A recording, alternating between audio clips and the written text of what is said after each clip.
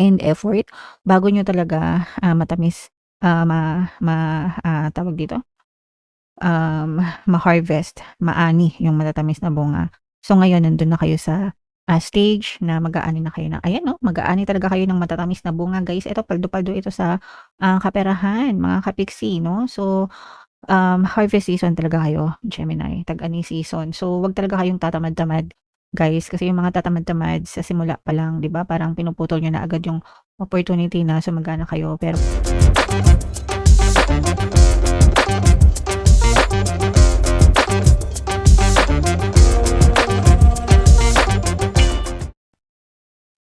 hello guys, hello Gemini, welcome back to Pinoy Pixie Tarot. Ang pamagat ng episode natin for tonight is monthly Taroscope para ngayong September para sa Gemini, Sun, Moon, Rising Sign, and Venus. Unahin natin tong deck na to. By the way guys, sa dulo ng video magkakaroon tayo ng yes or no pick a card reading. Ito yung deck na gagamitin natin. Pwede kayo magtanong ng isang tanong answerable by yes or no, tapos titingnan natin yung sagot ng tarot sa inyo. So sa dulo ng video yan guys. Kaya make sure na tapusin nyo yung video hanggang sa dulo.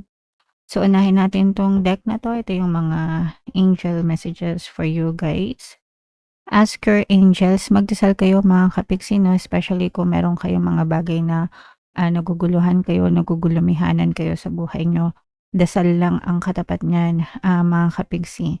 And then, kapag nagdasal na kayo guys, pay attention to your intuition, no? Makinig kayo sa mga intuition nyo mga kapiksi, dahil kayo ay gagabayan sa tamang landas ng inyong mga gabay sa pamamagitan ng inyong intuition, Gemini, okay? Alright, so yan yung first message para sa inyo. Another message, Gemini. Meditation brings answers. So sabi ko nga guys, magdasal and mag-meditate. Pag kalmado na kayo, mag-meditate kayo mga kapiksi. So, importante yung pag-meditate guys, lalo na pag talagang super stressed kayo, maraming gumagambala sa isip nyo, kasi kapag nagme-meditate kayo guys, nagsusubside yung momentum of thoughts, kumakalma yung isip nyo, yung vibration nyo, yung overall energy nyo mga kapiksi. And kapag ka mas kalmado yung energy nyo, mas nakakapag-isip kayo ng tama, ng malinaw, mas nagiging maayos yung inyong direksyon sa buhay. So dito sa ating channel guys, meron tayong Tagalog guided meditation. Ginawa ko talaga yan guys para dun sa mga kapiksi natin na super stressed, no? Para mawala ang stress and anxiety. So hanapin nyo lang, nasa homepage lang natin yan, mga kapiksi. Kung medyo stress kayo, pakinggan nyo guys para kalma kayo. Okay? And choose a new direction mga kapiksi, no? Kapag ka you're doing the same thing over and over again and wala kang nakikitang positibong resulta mga kapiksi, maaari kang maghanap ng ibang direction para ma-achieve mo yung mga goal mo. The goal is the same, yung approach lang yung babaguhin mo or yung direction. Parang ano lang yan guys, no? Pagka nagda-drive kayo, kunwari traffic doon sa isang daanan mo, hindi ka punta-punta doon sa destination mo kasi traffic, congested, ganyan, maghahanap ka ng alternatibong ruta, 'di ba? Para lalo na ngayon, no? Puro stranded. Yung mga commuters natin, kawawa naman. So, pwede kayo maghanap ng ibang daan, mga kapiksi, para makarating kayo sa paroroonan nyo. So, ganun din sa buhay, guys.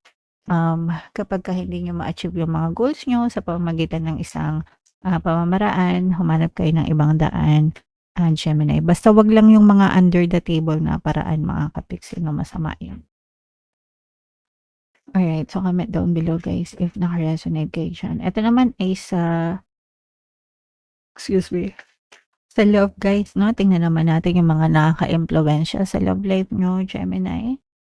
So, children, mga kapiksi, may mga batang involve, depende sa sitwasyon nyo. Kung kayo ay mag-asawa na at may mga anak, pwedeng yung mga anak nyo yung nagsisilbing bonding nyo na mag-asawa. Mas tumitibay yung pagmamahalan nyo sa isa't isa, lalo na nagkakapamilya kayo.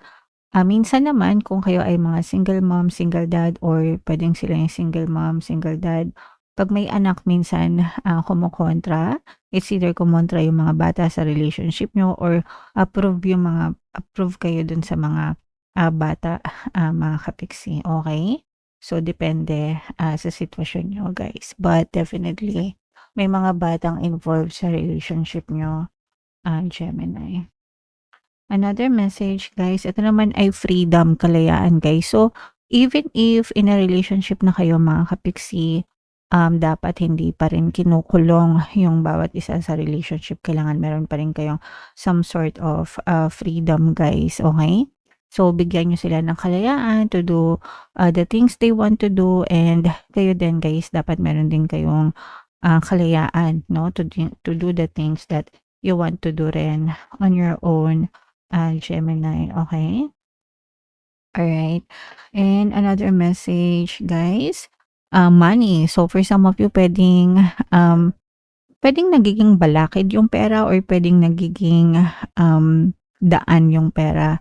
Depende sa goal ninyong mag-partner 'no. Sometimes yung pera nagiging balakid sa relasyon kapagka wala ng inatupag kundi pera, pera, pera, ganyan. Sometimes naman yung pera nagiging motivation para magkaroon kayo ng, parehas na goal 'no. So, especially if, nagbi-build kayo ng family 'di ba, together. So, meron kayong common goal, common financial goals, para sa pamilya niyo, guys, ganyan. So, yeah. So, puwedeng positive, puwedeng negative, depende sa nangyayari sa, sitwasyon niyo mga kapiksi. Alright? So, comment down below guys if feeling niyo naka-resonate kayo diyan. So, shuffle natin 'to, hanapin natin yung energy ng Gemini guys.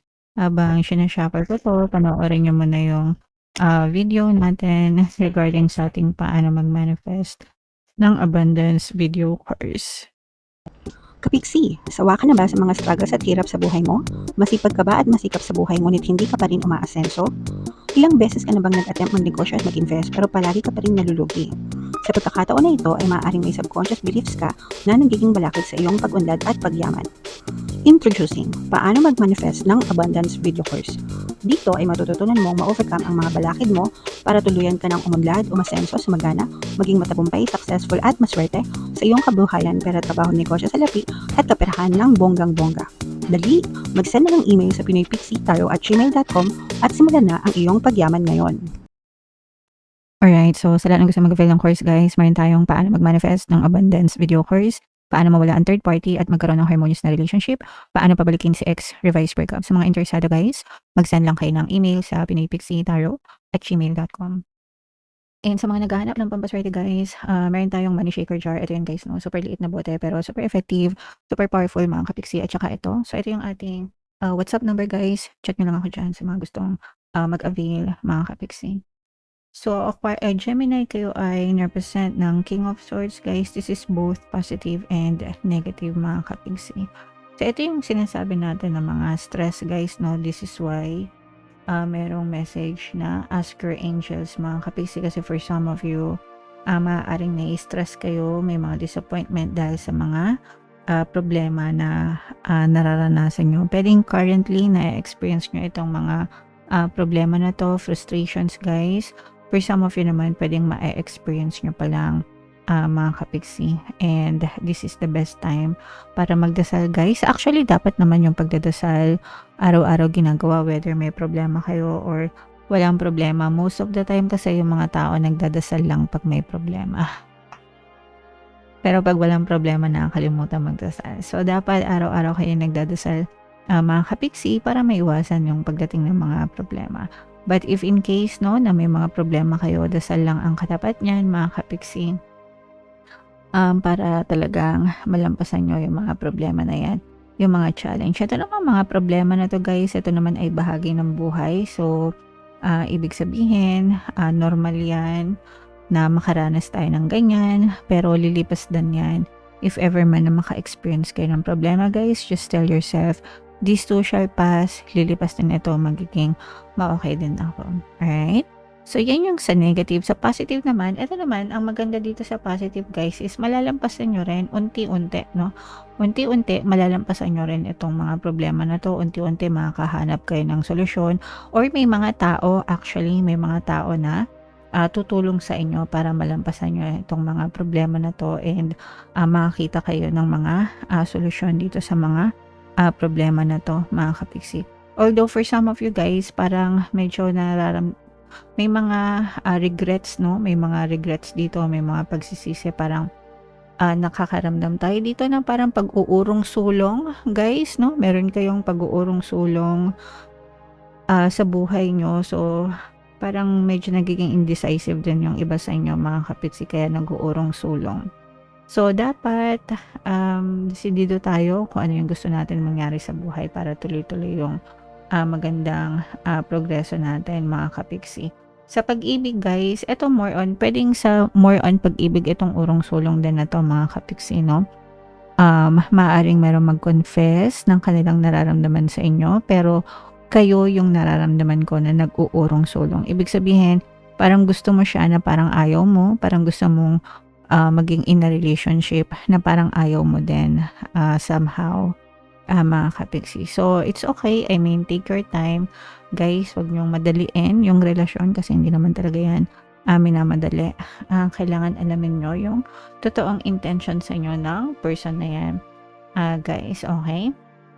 And eto guys, maganda ito kasi ibig sabihin, yung mga opportunities na sinubukan nyo dati, for some of you, pwedeng may mga bagong opportunities pa, no? Na dadating sa inyo kapag may mga opportunities, ibig sabihin, sinasagot ni universe yung mga dasal nyo. For some of you naman, nagbubunga na, mga ka-pixie, no? Yung mga oportunidad na sinubukan nyo dati, guys, especially sa mga side hustle. Kung meron kayong mga side hustle, mga racket, mga extra, no? Extra income, ganyan. Nakikita nyo na yung mga bunga, no, ng pagsisikap nyo, and unti-unti nyo nang maaari na kayong mag-harvest.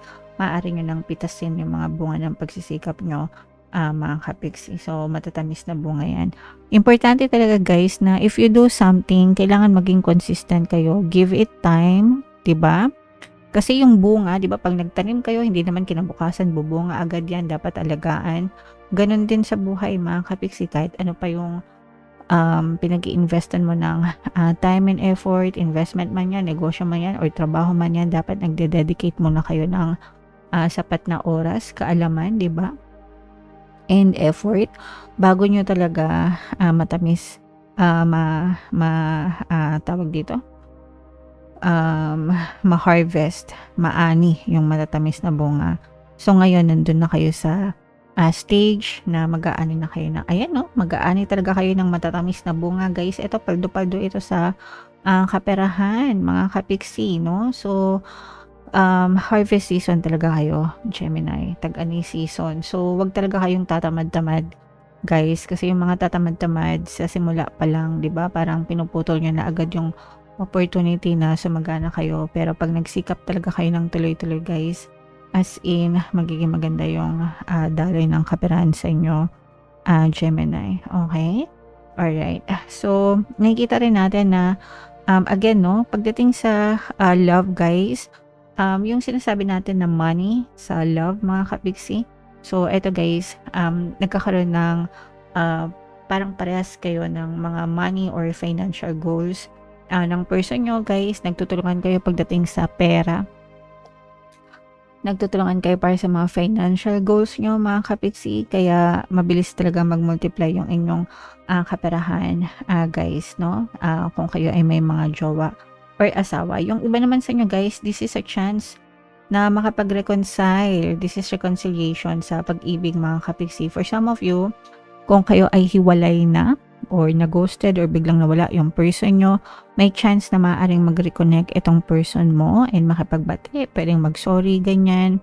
And kung kayo ay nag-away, no, pwedeng hindi naman kayo hiwalay, nagka-away lang kayo, maaaring may mag-sorry sa inyo and mabigyan ng another chance yung inyong relationship, mga ka-pixie. So either way, guys, this is the energy of reconciliation. So maaari kayong magkaayos and madugtungan ng inyong romantic love.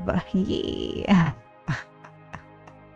So maganda parehas, guys, both sa pera at saka sa pag-ibig, mga ka-pixie, no? So i-claim nyo na yan sa comment section. Comment down below if naka-resonate kayo. For more tarot readings, ito yung playlist nyo guys. Ito naman yung ating success stories ng paano mag-manifest ng abundance with yung curse. Panoorin nyo itong video natin guys about money shaker jars. Thank you for liking, sharing, and subscribing. See you next time. I love you all guys. Have a nice day. Bye-bye.